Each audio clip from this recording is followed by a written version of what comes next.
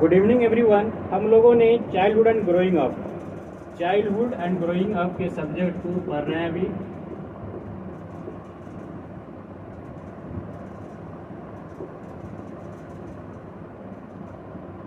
इसका हिंदी होता है बाल्यकाल और उसका विकास, इसे शॉर्ट में सीडीपी कहते हैं। इसकी विशेषता है कि ये टीचर से संबंधित जितने भी एग्जाम होते हैं उनमें पूछे जाते हैं, सीटेट वगैरह में पूछे जाते हैं, बीएड में, डीएलएड वगैरह में पूछे जाते हैं इनकी। और इससे रिलेटेड हम लोगों ने इसके पिछले वाले वीडियो में देखा था प्रारंभिक बाल्यकाल, या फिर हम लोग उसे शिशुकाल कहते हैं। उसका उम्रकाल क्या होता है? तो 0 से 5 वर्ष तक होता है शिशुकाल का। इसको हम लोगों ने पिछले वीडियो में देखा था शिशुकाल के बारे में। इसका उम्र होता है 0 से 5 वर्ष तक। आज हम लोग देखने वाले हैं उत्तर बचपन काल या बाल्यकाल अवस्था, इसको देखने वाले हैं हम लोग, और इसको हम लोग डिटेल से जानेंगे। सबसे पहले हम लोग कोशिश करते हैं इसके अंदर आने वाले प्रमुख बिंदुओं को आप सबों को रूबरू करा दें। उत्तर बचपन काल का जो उम्र काल होता है, ये भी याद रखने वाली बात है। तो इसका उम्र काल होता है 6 से लेकर 12 वर्ष तक। 6 से लेकर 12 वर्ष तक, ये याद रखिएगा। आप सभी को एक बात ध्यान रखना, अगर आप सभी से प्रारंभिक बाल्यकाल पूछ दे तो आपको उम्र बताना है 0 से 5 वर्ष। अगर आप सभी से बाल्यकाल पूछ दे तो आपको उम्र बताना है 6 से 12। और आपको यहाँ पर जो विस्तार करना या शिशु की एक्टिविटी को बताना है, अगर प्रारंभिक बाल्यकाल पूछ दे तो उस समय आपको ध्यान देना है कि 0 से 5 वर्ष में जितने भी एक्टिविटी शिशु करते हैं उनका चर्चा करना है प्रारंभिक बाल्यकाल में। अगर आपसे पूछ दे केवल बाल्यकाल के बारे में तो आपको शिशु बच्चों की एक्टिविटी जो 6 से 12 के बीच में रहते हैं, इसकी सारी एक्टिविटी आपको बतानी है। इतना आप सभी को याद हो गया होगा प्रारंभिक बाल्यकाल का क्या एज था और अभी बाल्यकाल का। हम लोग पढ़ने वाले हैं उत्तर बचपन काल या फिर इसे हम लोग बाल्यकाल अवस्था को। इसमें जो हम लोग विभिन्न बिंदुओं पर विस्तार से जानने का प्रयास करेंगे उसे एक नज़र में देख लेते हैं। सबसे पहले जानेंगे उत्तर बचपन काल से शारीरिक विकास से रिलेटेड को, उसके बाद देखेंगे बौद्धिक विकास, उसके बाद देखेंगे संवेगात्मक विकास, उसके बाद देखेंगे सामाजिक विकास की विशेषता को, सामाजिक विकास की विशेषता को, सामाजिक व्यवहार के रूप को देखेंगे हम लोग और विस्तार से जानने का प्रयास करेंगे। उसके बाद है उत्तर मरगले बचपन काल और शैक्षिक निहितार्थ। हम लोग प्रारंभिक बाल्यकाल में भी देखे थे और इसमें भी देखेंगे उत्तर मरगले बचपन काल का शैक्षिक निहितार्थ, या हम लोग कह सकते हैं महत्व। चलिए हम लोग एक एक करके सभी के बारे में विस्तार से जानते हैं।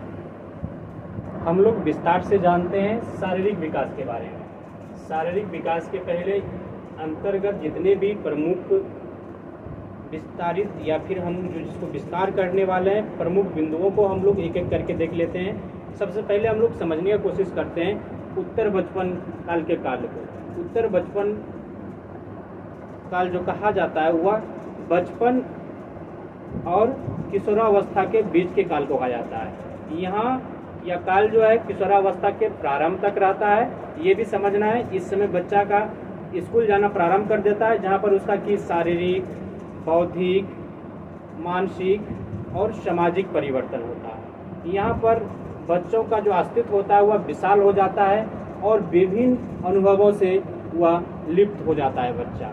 हम लोग देखने वाले हैं शारीरिक विकास के बारे में। आप लोग शारीरिक विकास के अंतर्गत आने वाले प्रमुख बिंदुओं को हम लोग एक एक करके पहले देख लेते हैं। सबसे पहला है आकार और भार। सबसे पहला है आकार और भार, इसके बारे में हम लोग विस्तार से जानेंगे। उसके बाद है शारीरिक अनुपात, या इसको बोल सकते हैं अनुपात में परिवर्तन। उसके बाद है वृद्धि तथा मांसपेशियों का तालमेल। वृद्धि तथा मांसपेशियों का तालमेल, इसको भी देखेंगे। दांत, उसके बाद स्नायु संस्थान, उसके बाद पाचन अंग, उसके बाद ज्ञानेंद्रियों तथा प्रेरक अंग, उसके बाद लिंग अंतर। हम लोग कोशिश करते हैं एक एक करके शब्दों का जानकारी विस्तार से लेते हैं, जिससे कि सीएट हो, सीटेट हो या फिर सीडीपी से रिलेटेड जितने भी टॉपिक है हम लोग एक एक करके सभी के बारे में जानेंगे। तो आकार और भार। 6 से 12 वर्ष में बच्चों का जो ऊंचाई होता है या फिर हम लोग कह सकते हैं लंबाई, वह 56 इंच का होता है। वह 56 इंच उसकी लंबाई होता है, 56 इंच लंबाई। और इस समय बच्चों का जो वजन होता है वह 85 पाउंड होता है। वजन 85 पाउंड होता है, ये याद रखना है। बच्चों का आकार कितना होता है, तो 56 इंच होता है। अगर हम लोग इसका भार की बात करें या वजन की बात करें तो वह 85 पाउंड होता है, ये याद रखना है। इस काल में क्या होती है कि उसका वृद्धि जो मंद पड़ जाती है या मंद पड़ जाती है, निरंतर चलती रहती है और समान रूप से चलती है।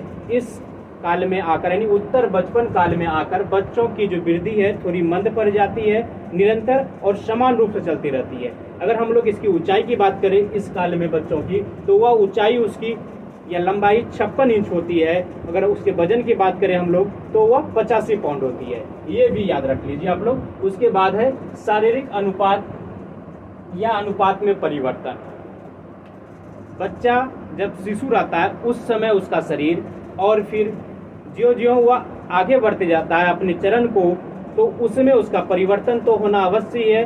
बच्चा पहले बहुत छोटा होता है, धीरे धीरे उसका धड़, टांग या हाथ की लंबाई बढ़ते जाती है।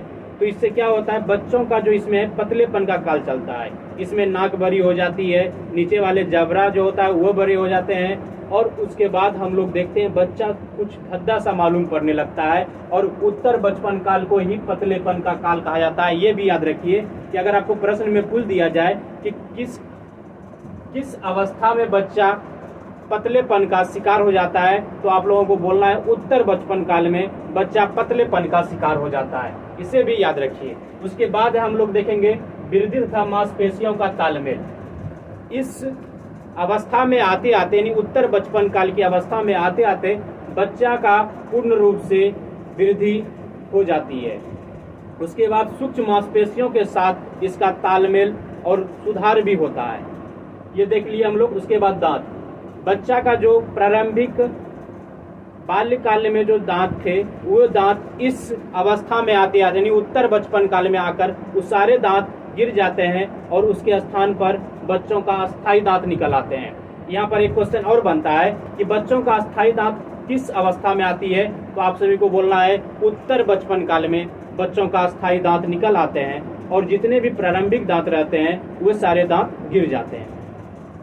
उसके बाद है स्नायु संस्थान। स्नायु संस्थान का बच्चों में विकास पूरी तरह से इस अवस्था में आते आते हो गया रहता है, जिससे कि बच्चा अपने सारे एक्टिविटी को सही तरह से करता है। उसके बाद है पाचन अंग। पाचन अंग जो है बच्चों का इस समय बहुत ही कोमल होता है। अगर इस पर विशेष ध्यान नहीं दिया जाए तो बच्चों का पाचन अंग खराब होने की संभावना अत्यधिक रहती है। उसके बाद हम लोग देख लेते हैं ज्ञानेंद्रियों तथा प्रेरक अंग। ज्ञानेंद्रिय तथा प्रेरक अंग का विकास जो है इस समय पूर्ण हो गया रहता है और इसमें काफी अधिक सुधार देखा जा सकता है।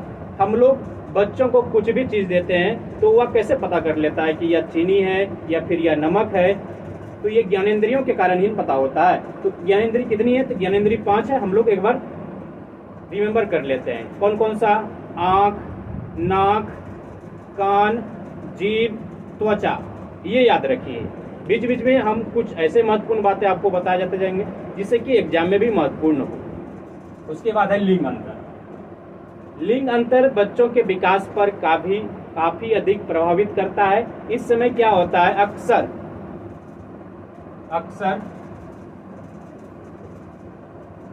लड़कियों का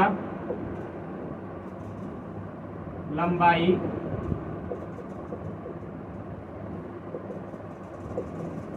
बड़ा होता है लड़कों से और 3 पाउंड वजन। यहाँ पर क्या होता है, लिंग अंतर।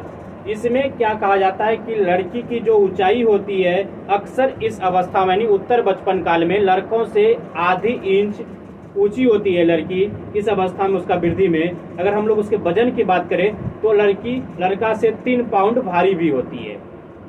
ये भी याद रखिए आप लोग। उसके बाद हम लोग देखेंगे अब बौद्धिक विकास के बारे में।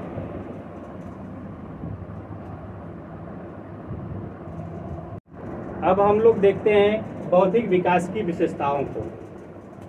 इसमें हम लोग प्रमुख बिंदुओं पर विस्तार से जानने का प्रयास करेंगे। वह बिंदु को हम लोग एक एक करके पहले समझ लेते हैं। भाषा का विकास, अद्भुत प्रश्न, विचार शक्ति का विकास, कल्पना का वास्तविकता का रंग, संकल्पनाओं का विकास, रुचियों का विकास। अब हम लोग क्या करेंगे, एक एक करके सबों को विस्तार से जानने का प्रयास करेंगे। सबसे पहले है भाषा का विकास। भाषा का विकास बच्चों में शिशु काल से ही होना प्रारंभ होता है, क्योंकि उस समय अपने माँ के भाषा का अनुकरण करके कुछ शब्द बोलता है। लेकिन 12 वर्ष के उम्र में आते आते उत्तर बचपन काल में क्या होता है, बच्चों का जो शब्दकोश है वह विशाल हो जाता है और इस समय वह धड़ल्ले से शब्द को प्रयुक्त में लाता है, शुद्ध वाक्य का प्रयोग करता है और सरल वाक्य को वह आसानी से बोल लेता है। तब कुछ मुहावरों का भी प्रयोग हद तक करने लगता है। इस काल में हम लोग क्या क्या देखें कि भाषा का विकास जो है 12 वर्ष की उम्र में बच्चों का शब्दकोश जो होता है वह विशाल हो जाता है। उसके बाद वह शुद्ध वाक्य का प्रयोग करने लगता है, वाक्य को अच्छी तरह से बोलना प्रारंभ कर देता है। उसके बाद शिशु जो है कुछ आसान सा मुहावरा को बोलचाल की भाषा में लाने लगता है और इसका शब्दकोश बहुत ही अधिक विशाल हो जाता है। इस बात का आप अनुमान लगाइएगा कि उत्तर बचपन काल में शिशु में भाषा का विकास जो है ना काफी अधिक हो जाता है। उसके बाद हम लोग देखते हैं अद्भुत प्रश्न। बच्चा जो है 12 वर्ष के उम्र में अपने से बड़ों का या फिर अपने माता पिता से विचित्र प्रश्न पूछता है तथा उससे उसका उत्तर जानने की इच्छा रखता है। इस बात को भी आप लोग याद कर लीजिए। उसके बाद है विचार शक्ति का विकास। बच्चों में विचार शक्ति का विकास, अवलोकन, बच्चों में अवलोकन करने की शक्ति रहती है। उसमें उस समय जो तर्क करने की शक्ति रहती है, अगर कुछ घटना उसके सामने में घट जाए तो उसका स्मरण रख सकती है। बच्चा अगर सामने में कुछ घटना घट जाए तो उस घटनाओं का उनको याद रहता है और तर्क युक्त हुआ परिकल्पना उसका कर सकता है। उसके बाद है ज्ञानेंद्रिय। ज्ञानेंद्रियों का विकास इस समय यानी प्रारंभिक बचपन काल में पूर्ण रूप से हो जाता है। उस समय वह तर्क रूप से सारे चीजों को अपने अंदर स्मरण करता है। ज्ञानेंद्रियों का क्या काम है? ज्ञानेंद्रिय 5 है। ये भी हम लोग फिर से एक बार रिपीट कर देते हैं। कौन कौन सा? आँख है, नाक है, कान है, जीभ है, त्वचा है। और इनका विकास जब हो जाए तो बच्चा स्वाभाविक सी बात है कि हर एक चीज का स्वाद को पहचान सकता है। किसी के स्पर्श होने पर उसे सेरेब्रम में सूचना मिल जाती है। आंख से सबों को देख सकता है अच्छी तरह से। इन सारे चीजों का विकास पूर्ण रूप से बच्चों में हो जाता है। उसके बाद है कल्पना का वास्तविकता का रंग। बच्चा जब प्रारंभिक बाल्यकाल में था तो उस समय क्या समझता था बच्चा कि यह जो वास्तविक संसार वह देख रहा है वह उसके लिए वह वास्तविक संसार नहीं है, बल्कि वह सपनों या कल्पनाओं में जो संसार देख रहा है बच्चा उसी को वह वास्तविक मान लेता था और ये वास्तविक संसार को नहीं मानता था। लेकिन उत्तर बचपन काल में बच्चा जो अपने सामने संसार देखता है इसको वास्तविक मानना शुरू कर देता है। जब भी आपसे प्रश्न पूछे बच्चा अपने संसार को कब से यानी सामने वाले संसार को कब से वास्तविक मानना शुरू कर देता है तो उसका उत्तर होना चाहिए उत्तर बचपन काल में या फिर बाल्यकाल अवस्था में बच्चा अपने सामने के संसार को वास्तविक मानना शुरू कर देता है। उसके बाद है समकल्पनाओं का विकास। बच्चों में समकल्पनाओं का विकास पूर्ण हो गया रहता है। मान के चलिए एक तरह बच्चा को देखिएगा आप, जब भी वह सीढ़ी पे चढ़ता है तो वह सीढ़ी अगले सीढ़ी पे चढ़ने के लिए अपने पैर को उसी हिसाब से मौजूद रखता है जिस हिसाब से वह चढ़ते आया, यानी पूर्व उसके अंतर में लंबाई की पता तो चली उसको, कितना ऊंचाई ये भी अनुमान उसको लग गया। तो यानी समकल्पना तो उन्होंने कर लिया कि अगर हम सीढ़ी पे चढ़ेंगे तो हमको कितना ऊपर अपने पैर को उठाना पड़ेगा और फिर उसी जगह रखना पड़ता है। तो यानी उस समकल्पनाओं का विकास भी बच्चों में इस समय हो गया रहता है, यानी दूरियों का पता लग जाता है, लंबाइयों का पता लग जाता है, ये सभी। उसके बाद रुचियों का विकास।